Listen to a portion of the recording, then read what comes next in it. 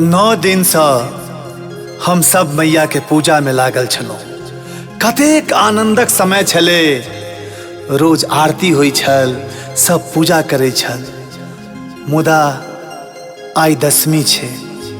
आई मैया हमरा सबके छोड़ के चल जेती। मैया के आई विदाई भ रहल छे।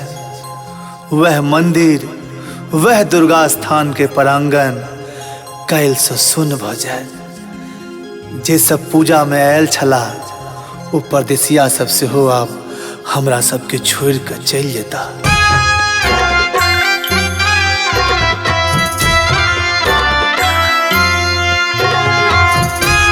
अहाँ सब सुन रहल छी विजय एंटरटेनमेंट्स के सुंदर प्रस्तुति।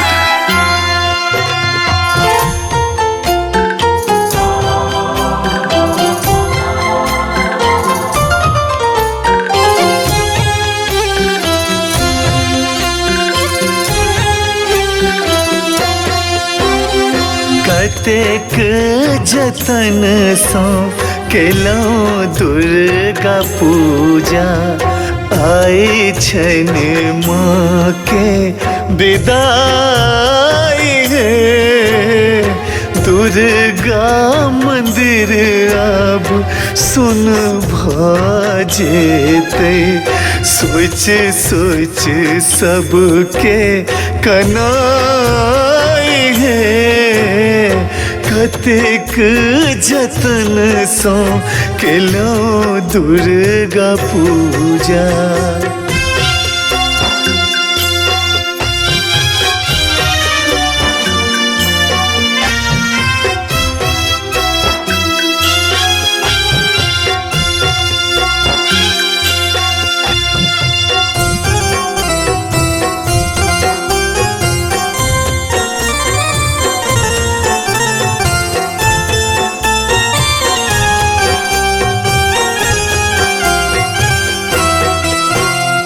परदेसिया सब गाम मेला। मैया के कर दर्शन।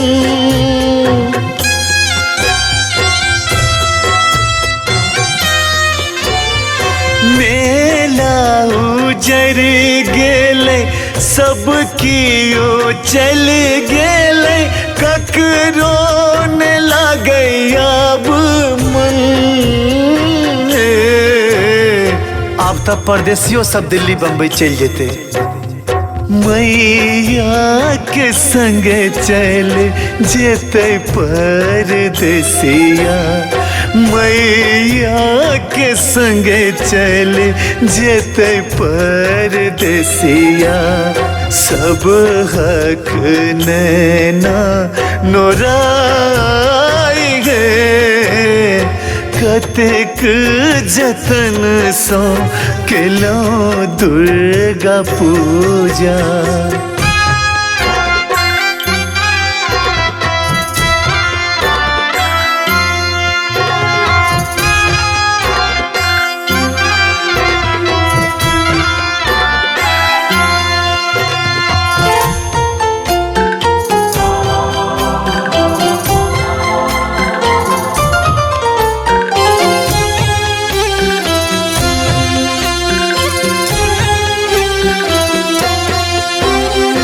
जाई छी ता जाइयो हे जग जननी।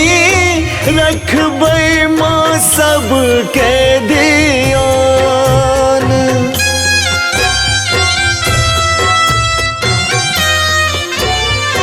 गाम रहे खुशहाल हमर माँ।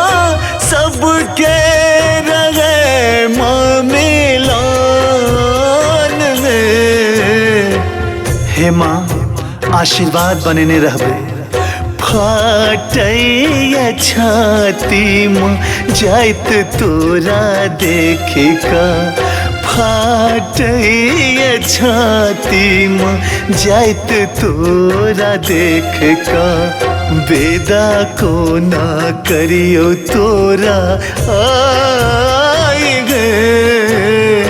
कतेक जतन सो केलो दुर्गा पूजा।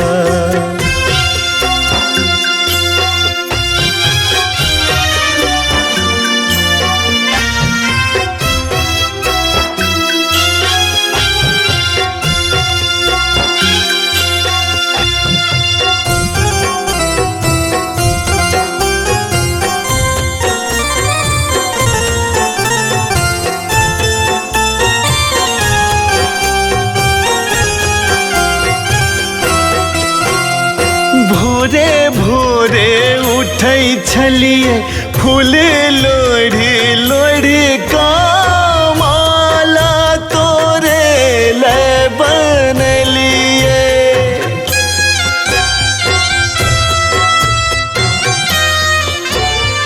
माटी के दियरा हाथ सो बना का साँझ तोरा हम देख लिए गे माँ।